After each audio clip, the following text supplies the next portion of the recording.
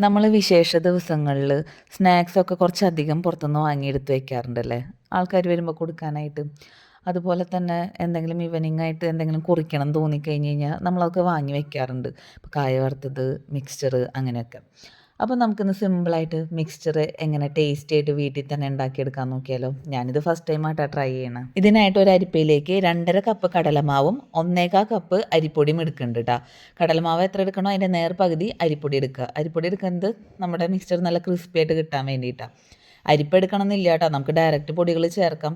ഇത് നമുക്ക് നൈസായിട്ടുള്ള പൊടി കിട്ടാനും പിന്നെ നമ്മുടെ പൊടികളെല്ലാം ഈക്വലായിട്ട് മിക്സായി കിട്ടാനുമാണ് അരിപ്പ എടുത്തേക്കണം. പിന്നെ നമ്മൾ അതിലേക്ക് ചേർക്കുന്നത് 1 ടീസ്പൂണോളം കായം പൊടി, എരിവിന് ആവശ്യത്തിന് മുളക് പൊടി, പിന്നെ ഒരു 1/4 ടീസ്പൂണോളം മഞ്ഞൾപ്പൊടിയും പിന്നെ ആവശ്യത്തിന് ഉപ്പും ചേർത്ത് കൊടുക്കുന്നുണ്ട്. ഇതിലേതെങ്കിലും പൊടികളൊക്കെ കുറവാണെങ്കിൽ നമുക്ക് ലാസ്റ്റ് എല്ലാം ഉണ്ടാക്കി കഴിഞ്ഞിട്ട് ആ ചൂടോടുകൂടെ ഇതിൻ്റെ മീതെ നമുക്ക് ഇട്ട് കൊടുക്കാം കേട്ടോ. ഇപ്പോൾ നമ്മൾ ഏകദേശം ഒരു അളവ് കണക്കാക്കി ഇട്ട് കൊടുക്കണമെന്ന് മാത്രം. അത് നന്നായിട്ടൊന്ന് മിക്സാക്കി അരിച്ചെടുക്കാം. ദേ നമ്മുടെ പൊടി നൈസായിട്ട് നമുക്കത് കിട്ടിയിട്ടുണ്ട്.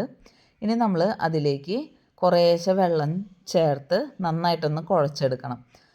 നമ്മൾ ചപ്പാത്തിക്കൊക്കെ കുഴച്ചെടുക്കില്ലേ, അപ്പോൾ അതുപോലെ തന്നെ വെള്ളം കുറേശ്ശെ ഒഴിച്ച് നോക്കിയിട്ട് നമ്മളത് നന്നായിട്ടൊന്ന് സോഫ്റ്റായിട്ട് കുഴച്ചെടുക്കണം. വെള്ളം അധികമാവാൻ പാടില്ല കേട്ടോ. അധികമായി കഴിഞ്ഞാൽ നമുക്ക് സേവനാഴിയിലിട്ട് പിഴിയാൻ കുറച്ച് ബുദ്ധിമുട്ടായിരിക്കും. അതുപോലെ തന്നെ നല്ല കട്ടിയായാലും ഇതിന് നല്ല മുറുക്കം കൂടും. അപ്പോൾ ഏകദേശം അധികം ലൂസും അല്ല എന്നാൽ അധികം തിക്കും അല്ല, സോഫ്റ്റ് ആയിരിക്കണം. നമുക്ക് കുഴച്ച് വരുമ്പോൾ അറിയാൻ പറ്റും കേട്ടോ. അതായത് നമ്മുടെ മാവ് നല്ല സോഫ്റ്റായി വന്നിട്ടുണ്ട്. ഇനി അതിലേക്ക് 1 ടീസ്പൂൺ വെളിച്ചെണ്ണ ഒഴിച്ച് കൊടുക്കാം. ഞാനിവിടെ എല്ലാം വെളിച്ചെണ്ണയിൽ തന്നെ വറുത്തെടുക്കണം, അപ്പോൾ അത് കാരണമാണ് ഇവിടെ വെളിച്ചെണ്ണ ഒഴിക്കണത്. ഇനിയിപ്പോൾ ഓയിലാണെന്ന് വെച്ച് കഴിഞ്ഞാൽ ഈ സമയത്ത് ഇവിടെ ഓയിൽ ഒഴിച്ച് കൊടുക്കുക, ഓയിലിൽ ഫ്രൈ ചെയ്തെടുക്കുക. രണ്ടും മിക്സായിട്ട് നമ്മൾ ഉപയോഗിക്കാൻ പാടില്ല കേട്ടോ. എന്നിട്ട് നന്നായിട്ടൊന്ന് കുഴച്ചിട്ട് നമുക്കത് മൂടി വയ്ക്കാം. ഇത് അധികം നേരം വെക്കാൻ പാടില്ല, അപ്പം തന്നെ ഉണ്ടാക്കണതാണ് നല്ലത്. ഇനി നമ്മൾ ഓരോ പ്രാവശ്യം ഉണ്ടാക്കുമ്പോഴും നമ്മളത് മൂടി വെക്കണം കേട്ടോ, ഇല്ലെങ്കിൽ അത് ഡ്രൈ ആയിപ്പോവും. ഇനി നമ്മൾ വേറൊരു പാൻ എടുത്തിട്ടുണ്ട്, അതിലേക്ക് ആവശ്യത്തിന് വെളിച്ചെണ്ണ ഒഴിച്ച് കൊടുത്ത് നന്നായി ചൂടാവുമ്പോൾ നമ്മൾ എത്ര അധികം കറിവേപ്പില ഇടണോ അത്രയും ടേസ്റ്റ് കൂടും. അപ്പോൾ ഞാനിവിടെ ഒരു പിടി കറിവേപ്പില എടുത്തിട്ടുണ്ട്, അന്ന് ഇട്ട് കൊടുത്ത് നന്നായിട്ടൊന്ന് ഫ്രൈ ചെയ്ത് മാറ്റി വയ്ക്കാം.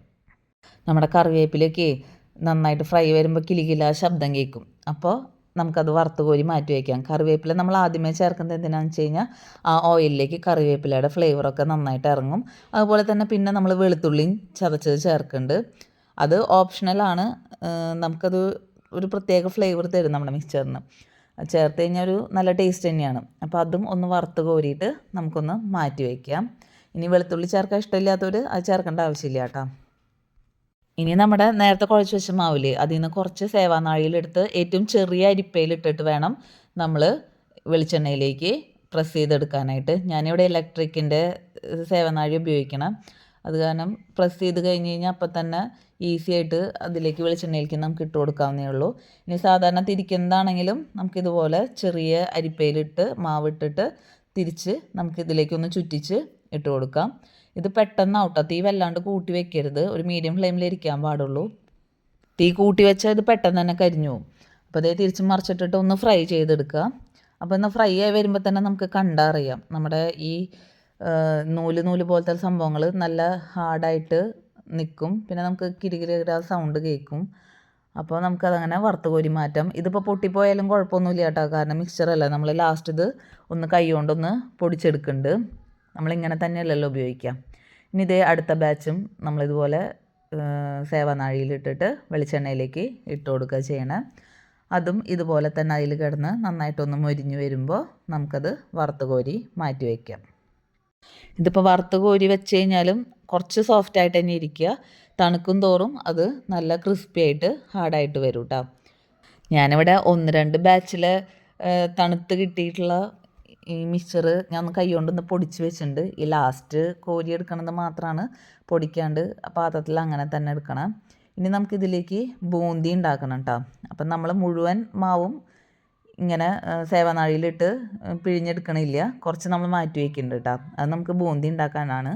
അത് ഓപ്ഷണലാണ്, വേണമെങ്കിൽ ചെയ്താൽ മതി. നമ്മൾ മിക്സ്ചർ കാണാനും രസത്തിനും നമുക്ക് കടയിൽ നിന്ന് വാങ്ങിക്കുമ്പോൾ അതിൽ ബൂന്തികൾ കിട്ടാറുണ്ടല്ലോ, അതിന് വേണ്ടിയിട്ടും ഉണ്ടാക്കണമെന്ന് മാത്രം. ഇത് മുഴുവൻ ഇങ്ങനെ തന്നെ നൂല് പോലെ സേവനാഴിയിലിട്ട് ഉപയോഗിക്കുകയാണെങ്കിൽ അതായാലും കുഴപ്പമൊന്നുമില്ല. ഇത് കണ്ടില്ലേ, ഞാൻ ആദ്യത്തെയൊക്കെ പൊടിച്ചു, മുകളിലത്തെ 2 സെറ്റ് അങ്ങനെ തന്നെ കിടക്കുന്നുണ്ട്. ഇത് ഒരു ബാച്ച് റെഡി ആയിക്കൊണ്ടിരിക്കുന്നുണ്ട്. അപ്പോൾ ആ ഗ്യാപ്പിലാണ് ബൂന്തി ഉണ്ടാക്കാൻ പോണത്. അപ്പോൾ കുറച്ച് ഇത്രയും മാവ് ബാക്കി വന്നിട്ടുണ്ടായിരുന്നു. അപ്പോൾ നമ്മളതിൽ കുറച്ച് വെള്ളം ഒഴിച്ചിട്ട് അത് നന്നായിട്ടൊന്ന് ഡൈല്യൂട്ട് ചെയ്തെടുക്കുക. നല്ല ലൂസാവാൻ പാടില്ല കേട്ടോ. ഒരു സെമി തിക്കായിട്ട് നമുക്ക് ആവശ്യത്തിന് വെള്ളം ഒഴിച്ച് ഒന്ന് ഡൈല്യൂട്ട് ചെയ്തെടുക്കാം. വെള്ളം ഒഴിക്കുമ്പോഴേ സൂക്ഷിച്ച് ഒഴിക്കണം കേട്ടോ, കാരണം നല്ല ലൂസാവാൻ പാടില്ല. അപ്പോൾ നമ്മുടെ ബൂന്തികൾ റെഡിയായി കിട്ടില്ല. ഏകദേശം ഒരു സെമി തിക്കായിട്ട് നമുക്ക് കിട്ടണം. അപ്പോൾ അത് ഇങ്ങനെ ഈ കൺസിസ്റ്റൻസി കിട്ടണം. അതിൽ കട്ടകളൊക്കെ ഉണ്ടാവും, നമുക്ക് സാരമില്ല കേട്ടോ, നമ്മളത് അരിച്ച് ആണ് ബൂന്തികൾ റെഡിയാക്കി എടുക്കണം. അപ്പോൾ ഇങ്ങനത്തെ നിറയെ ഹോളുകളുള്ള കയ്യിലുണ്ടാവില്ലേ, അതിലേക്ക് നമുക്ക് ഒരു കയ്യിൽ മാവ് കോരി ഒഴിച്ച് ഒന്ന് ചുറ്റിച്ച് കഴിഞ്ഞ് കഴിഞ്ഞാൽ ആ ഹോളിൽ കൂടെ നമ്മുടെ മാവ് വെളിച്ചെണ്ണയിലേക്ക് വീഴുമ്പോൾ നല്ല ഷേപ്പിൽ നല്ല ബൂന്തികളായിട്ട് നമുക്ക് കിട്ടും. ഇനി അതും അല്ലെങ്കിൽ നമുക്ക് ഈ കയ്യിലില്ലെങ്കിൽ ഒരു പ്ലാസ്റ്റിക് പാത്രമില്ലേ, അത് എന്താ പറയുക, അതിൽ നിറയെ പപ്പടക്കോല കൊണ്ട് ചൂടാക്കിയിട്ട് നിറയെ ഹോളുകൾ കുത്തി കൊടുക്കുക. എന്നിട്ട് അതിലേക്ക് ഈ മാവ് കോരി ഒഴിച്ച് കഴിഞ്ഞ് കഴിഞ്ഞാലും എന്നിട്ട് നമുക്കിതുപോലെ ബൂന്തികൾ ഉണ്ടാക്കിയെടുക്കാവുന്നേ ഉള്ളൂ. അപ്പോൾ അതൊക്കെ നമ്മുടെ ഇഷ്ടത്തിനനുസരിച്ച് ഐഡിയ അനുസരിച്ചിട്ട് ചെയ്യാം. ഇതേതുപോലെ ആദ്യത്തെ ഒരു കയ്യിൽ ബൂന്തി ഞാനിങ്ങനെ റെഡിയാക്കി എടുത്തിട്ടുണ്ട്. അത് നന്നായിട്ടൊന്ന് ഫ്രൈ ആയിട്ട് വരുമ്പോൾ നമുക്ക് വറുത്ത് കോരി മാറ്റാം. അങ്ങനെ നേരത്തെ നമ്മൾ ഡൈലൂട്ട് ചെയ്ത മാവ് മുഴുവൻ ഞാൻ ഇതിലേക്ക് ഒഴിച്ചു കൊടുത്ത് ബൂന്തിയാക്കി മാറ്റി വെച്ചിട്ടുണ്ട് കേട്ടോ. ഈ ഗ്യാപ്പിൽ ബൂന്തി റെഡി ആവുന്ന ഗ്യാപ്പിൽ നേരത്തെ 2 എണ്ണം എന്താ പറയുക പൊടിക്കാതെ മാറ്റി വെച്ചു എന്ന് പറഞ്ഞില്ലേ മിക്സർ, അപ്പോൾ അത് ഞാനൊന്ന് പൊടിച്ചെടുത്തിട്ടുണ്ട്. കാരണം നന്നായി തണുത്തു, അപ്പോൾ പൊടിക്കാൻ ഈസി ആയിട്ട് നമുക്ക് പറ്റും. പൊടിച്ചെടുത്തിട്ടുണ്ട്. ഇനി നമുക്കതിലേക്ക് പൊട്ടുകടലയും കപ്പലണ്ടിയും വറുത്തെടുക്കണം. അപ്പോൾ ആ വെളിച്ചെണ്ണയിലേക്ക് തന്നെ നമുക്ക് ഇഷ്ടമുള്ള അത്രയും പൊട്ടുകടല, ചിലവർക്ക് അത് കൂടുതൽ ഉണ്ടാവുന്നതായിരിക്കും ഇഷ്ടം, ചിലവർക്ക് കുറച്ചുണ്ടാവുന്നതായിരിക്കും ഇഷ്ടം. അപ്പോൾ ആവശ്യത്തിന് എത്ര വേണം വെച്ച് കഴിഞ്ഞാൽ പൊട്ടുകടല നമ്മൾ ചേർത്ത് ഒന്ന് വറുത്തെടുത്ത് അതിലേക്ക് ചേർത്ത് കൊടുക്കാം. പിന്നെ അതുപോലെ തന്നെ കപ്പലണ്ടിയും, അതൊക്കെ ഓരോരുത്തരുടെ ഇഷ്ടത്തിനനുസരിച്ചിട്ട് ചേർത്ത് കൊടുക്കാം കേട്ടോ. നമുക്കതിന് ഇന്ന അളവെന്നൊന്നും പറയാനില്ല, എത്ര വേണോ അത്രയും ചേർത്ത് കൊടുക്കാം.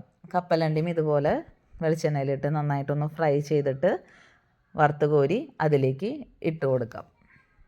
ഇത് കുറച്ച് സ്റ്റെപ്പ് അധികമുള്ള പോലെ തോന്നുമെങ്കിലും നമ്മൾ ചെയ്യുമ്പോൾ എല്ലാം പെട്ടെന്ന് കാരണം പെട്ടെന്ന് തീർന്ന പോലെ നമുക്ക് തോന്നും കേട്ടോ. നമ്മുടെ മിക്സറൊക്കെ ഇവിടെ റെഡി ആയിട്ടുണ്ട്. ഇനി ഈ സമയത്ത് ചൂടോടുകൂടി ഇരിക്കുമ്പോൾ നമുക്ക് കായപ്പൊടി കുറവുണ്ടെങ്കിൽ അത് ചേർക്കാം, മുളക് പൊടി കുറവുണ്ടെങ്കിൽ ചേർക്കാം, ഉപ്പും കുറവുണ്ടെങ്കിൽ ചേർത്തിട്ട് നന്നായിട്ടൊന്ന് മിക്സ് ആക്കി എടുക്കാം കേട്ടോ.